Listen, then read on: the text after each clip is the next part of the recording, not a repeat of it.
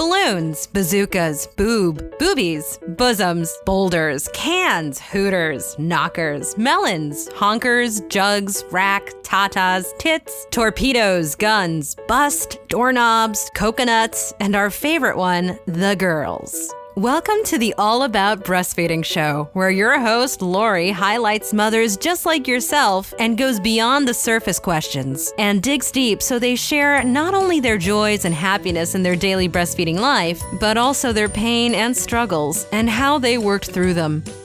Episode number 140. Welcome to All About Breastfeeding, the place where the girls hang out. I am your host, Lori Jill Eisenstadt, IBCLC, which stands for International Board Certified Lactation Consultant. I help moms with breastfeeding. Today's show is being brought to you by allaboutmothering.com. Now, each week over the next month, I'm going to tell you a little bit more about All About Mothering. But rather than explain to you what it's about on today's show, I'm going to be a bit mysterious and just tell you, just go to allaboutmothering.com and see for yourself what this is all about. Today we continue with our FAQ series, and we will be talking about breastfeeding and increasing your milk production. The first show I did in this series was episode number 138, Breastfeeding and Increasing Your Milk Production. I asked the question, do you really need to increase your supply? I gave some thought as to the common scenarios that I see with mothers when it comes to milk production, and I posed several questions. Why would a mother need to increase her milk supply? Don't all mothers make enough milk for their babies? Can it be that some mothers do make enough, but they think they don't? Can it be that some mothers do make enough, but they want to make lots more? Can it be that some mothers don't make enough milk for their babies? I then talked about the moms who fall into the top two categories. Moms who do make enough, but they think they don't. And moms who do make enough, but they want to make lots more. Now, today, I'm going to talk about the mom who is not making enough milk for her baby. Last week I said that I was going to be putting on my lactation consultant hat, my LC hat, and walk you through a couple of lactation consults. Today I will be talking about one mom, Lucy, and next week I will be talking about another mom, Sandra, on next week's show. Please note that this is a shortened version of what actually happens during a consult, and as such it is not as thorough as what really happens. And this is going to be real interesting for you. It will be as if you are a student of mine and are sitting right next to me as I conduct a private consult, and you can see what's going on in my head as I'm conducting the consult. My goal is to give you an overview so you can begin to understand specific breastfeeding challenges and how we work with moms. Both are moms who have had low supply, and yet their circumstances and their outcome is very different. I have changed enough of the personal information, names and dates and ages, and specific circumstances so that this will all be anonymous. Okay, so the first mom, her name is Lucy. And Lucy, she's a 37-year-old woman who had her first baby about 7 days ago. She had a vaginal birth which was induced at 38 weeks and 5 days. When it was discovered, she had preeclampsia. After several tries to induce her labor, the Pitocin seemed to finally kick in, and once it did, boy, Lucy went from 5 centimeters, which she had been stalled at for quite a few hours, to complete dilation and the birth within 6 hours. Lucy tells me that breastfeeding went really well during her 2-day hospital stay. She feels the baby was latching on well, and the postpartum nurses agreed. She had a day nurse and a night nurse observe her, and both offered her some really good tips. She was happy with her care and said they both spent some time with her answering basic questions about feeding frequency and things like how to tell when the baby's done. Her baby's name was Allie, and her baby was 6 pounds 8 ounces at birth, and discharge weight was 6 pounds even. This tells us that her baby lost 8 ounces in 2 days. Her discharge instructions as far as her breastfeeding goes was to continue as she had been and see the pediatrician within 2 days of discharge. Lucy scheduled her lactation consult with me on the referral from her pediatrician, whom she met with when her baby was 5 days old. Allie's weight had dropped to 5 pounds 10 ounces, which is well over the 4 to 6 ounce loss we typically would like to see in the first 5 days. While there could be scale differences and there could be excessive fluids during the birth, which baby lost during the first 5 days, I always take this into account as I am assessing the baby. I take a look at the excellent charting the parents have done, and there is a list of every single feeding and which side and how long and every single diaper change for the last 5 days, and this was excellent information. As far as the output for her baby said no stools for the last 2 days, but before that there were 2 or 3 a day and greenish in color. The pee diaper, every single feeding there was a pee diaper, but it was changing. The parents said that they did not feel much weight to it anymore, and when they looked at the color, it seemed to be getting a little darker the last few changes. As far as the baby's feeding frequency, Allie had been feeding every 3 hours, both sides each feeding, and for 15 minutes each side. I make a mental note of this as I jot it down on paper too. I already have a few areas of concern. It is not normal for a baby to not be stooling several times a day.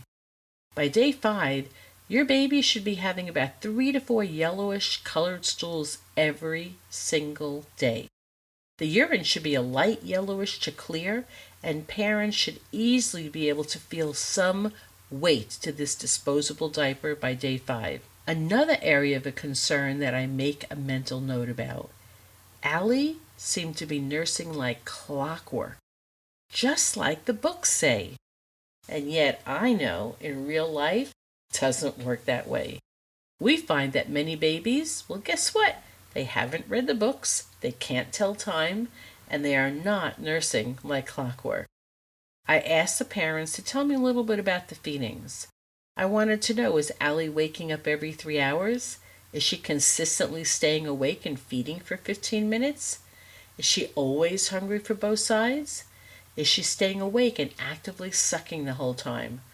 Or does she need to keep being stimulated to wake her up to feed? You see, for me, since the feeding routine seemed so routine, so regimented, I wondered if Lucy was watching the clock and waking Allie up to feed. Or was she feeding when Allie woke up on her own and appeared hungry? I was also curious to know, was she watching the clock?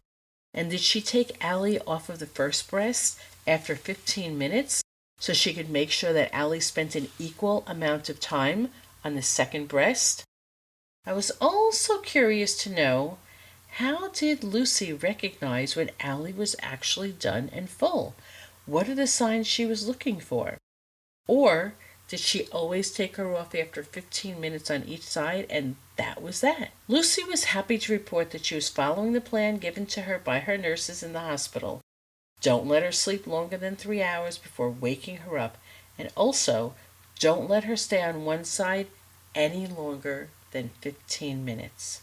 This information, I made a mental note and I also wrote it down, as I needed to take this into consideration as I tried to figure out what was happening with breastfeeding. Could it be that Allie was not gaining well because she did not have a good latch? Could it be that she was not being allowed to feed long enough per side? Could it be that she was being woken up before she was hungry, and therefore causing her to fall asleep when she was breastfeeding? Or does Lucy have a medical or anatomical issue that is making it hard for her baby and her body to make enough milk? I asked quite a few more questions about her health as it pertains to breastfeeding. I determined that there was no real reason, nothing obvious in her health history that would cause her to have a low supply. I take the time to look and assess other factors such as the baby's oral cavity, overall health, and Lucy's breast and nipple anatomy. I like to think of this as a puzzle, and to help me get to the bottom of it all, it means that I have to go through a process of elimination. I'm looking into all the little nooks and crannies to see what raises my eyebrows and needs further investigating. Weighing Allie before and after the feeding is a part of my evaluation. I hope that you're getting to see that there are many pieces to this puzzle, and I need to take a look at it all and take it all into consideration rather than make a quick decision. Now I wanted to see Lucy latch Allie onto the breast, and as I watched Lucy sit up and place her breastfeeding pillow around her waist, I also watched as she brought Allie to the breast, and as I watched Allie try to latch on, I could easily see a few things that, boy, would I like to change. Lucy was holding Allie in a very awkward position, and once she did latch her on, she let go of her breast, and Allie just kind of hung on at the breast, with her breast gradually slipping out of Allie's mouth. Lucy provided very little baby support at the breast and preferred to cross her legs and let Allie lay across her lap with Lucy's body quite a few inches away from Allie. Lucy had no pain with breastfeeding at all. This is always so interesting to me, as her baby was literally sucking on her nipple only, and I could see her nipple sliding back and forth in her baby's mouth, kind of like a noodle. I do have to say, though, that for most moms, this would be a killer, and it would cause quite a bit of nipple damage. Not to Lucy, though. After Allie was getting some food, so she would not be too upset when we took her off, I demonstrated a different way for Lucy to hold Allie at the breast, one that enabled Allie to get more breast tissue in her mouth, the nipple further back, and more support for her baby and pillow support for Allie. Lucy kind of smiled and said, this feels better. She said that she used to feel some pinching, but again, it didn't hurt her at all. However, with this change, she did not feel anything at all and actually wondered if her baby was just sleeping at the breast. And I told her, instead of looking at me, look down. And she could see that Allie was power nursing, going at it with gusto, and her mouth was opening and closing, opening and closing, opening and closing, with a very wide gape.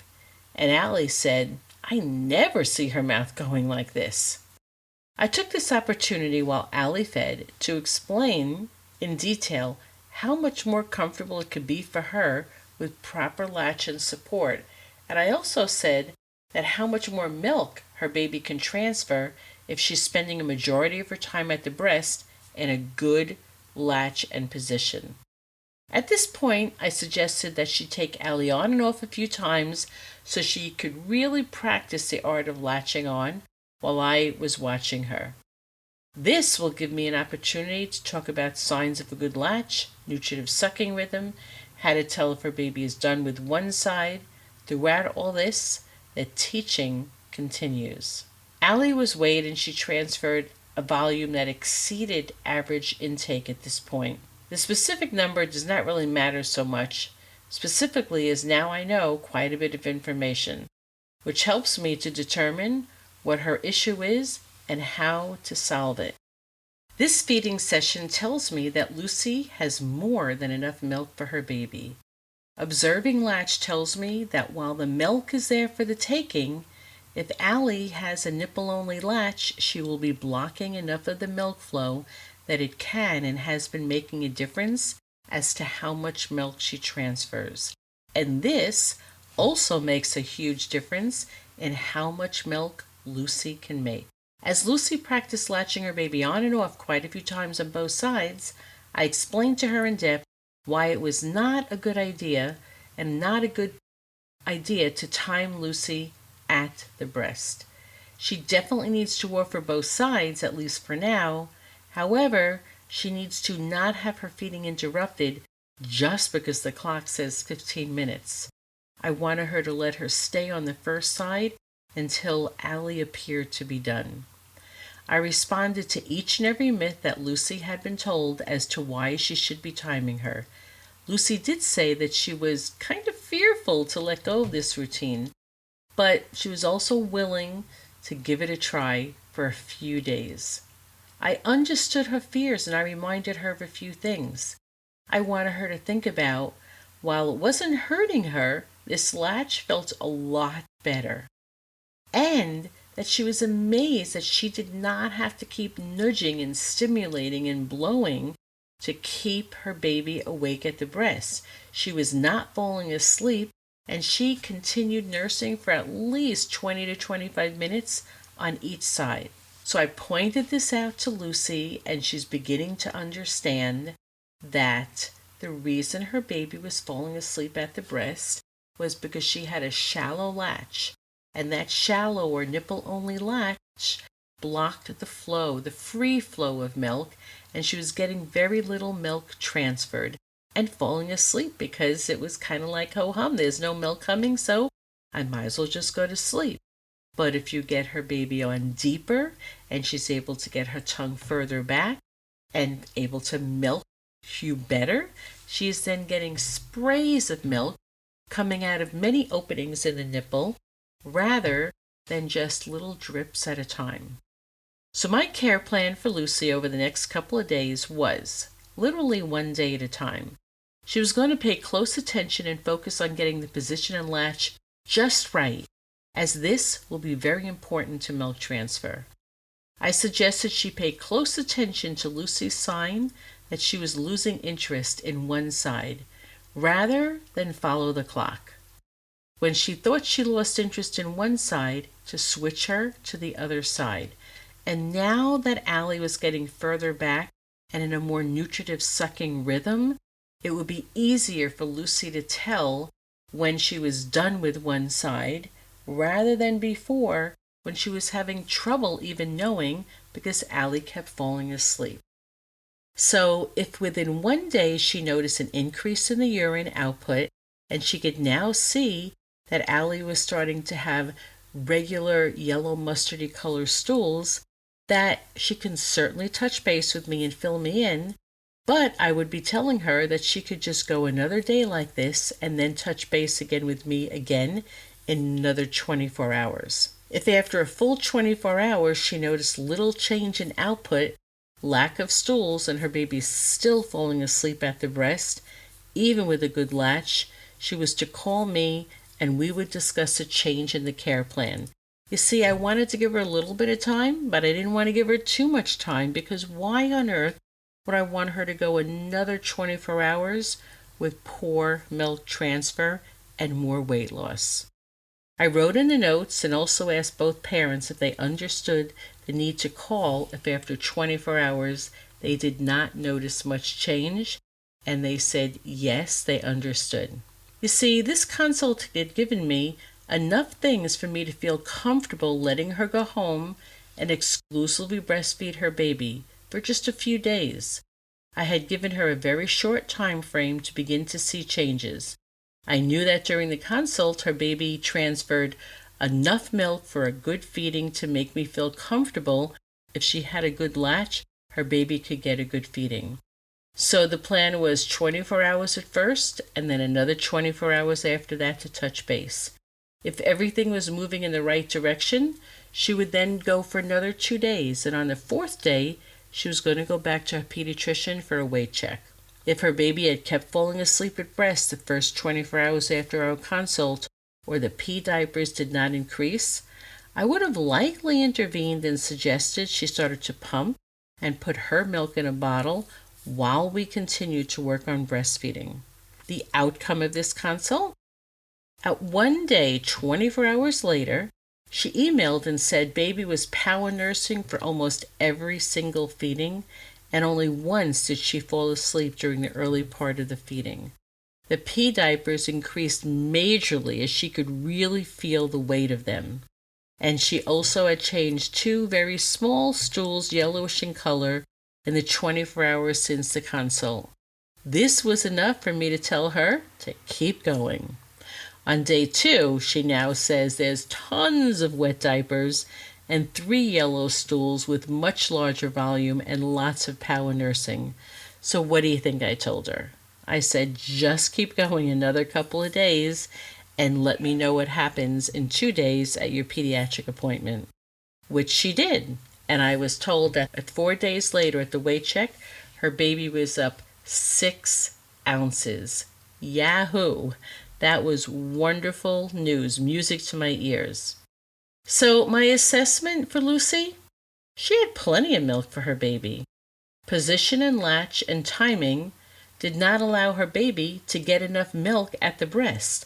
So she's a mom, a classic mom, who she had enough milk for her baby but didn't think she did. This was a classic example of how helpful a consult can be for a new mom. I have a strong feeling that if Lucy did not get help quickly, she would have presented at her pediatrician's office 4 days later with an even greater weight loss. At that point, totally understandable, everybody would have been freaking out at the very large weight loss, and she would have been instructed to begin supplementing with either her milk or formula. Perhaps she would have been given information on pumping, perhaps not. This is a very common scenario which leaves moms thinking, I'm not making enough milk for my baby. She lost too much. I need to give my baby formula. And as each day passes with this routine, less and less breast milk is made, and the more reliant parents become on formula. It is not long after that what do you think happens? The breastfeeding gets lost. Mom has lost any confidence in breastfeeding and is sad because it did not work out for her. I hope you found this case history educational and a real eye-opener. I bet there are many moms listening right now who will say, Lori, this is exactly what happened to me. I know this because I hear this all the time in my daily practice. I really enjoy doing these case histories as I feel there's a lot that you can learn from them. If you like me doing these case histories, please let me know. If you have not joined our Facebook group, just go to Facebook and do a search, All About Breastfeeding Community, those 4 words, and join us. Once you have joined the group, introduce yourself and then leave a post about how you feel about this case history. When presenting a case history, it always needs to be said, every mother and baby pair is different than the next. What I did with Lucy may be very different than how a consult would unfold with you or the next mom. There are way too many variables for us to treat every mom and baby the same. I will be back next week with another great interview, and the following show will be another case history. Until then, bye-bye. Have you heard that Phoenix, Arizona is blessed with an amazing birthing center? Baby Moon Inn Birth Center is the best option for families who want access to midwifery care in and out of a hospital setting. You can experience birth in a comfortable home-like setting where natural birth is the focus. Laboring in water, being able to walk outside during labor and enjoy the beautiful garden. This is what birth can be like for you. There is so much more to learn about Baby Moon. The staff would love to have the opportunity to meet you and would like to extend an invitation for you to attend a free Choices in Childbirth class and a tour of the birth center. All you need to do is call 602-314-7755. That's 602-314-7755 and ask for the tour dates. You can also go to allaboutbreastfeeding.biz/podcast. And on the right-hand side of the page, you will see a link that will bring you to the calendar, and you can sign up for the tour yourself. When you come in for the tour, make sure that you tell them you found out about it from the All About Breastfeeding podcast, and you will be given a very lovely free gift.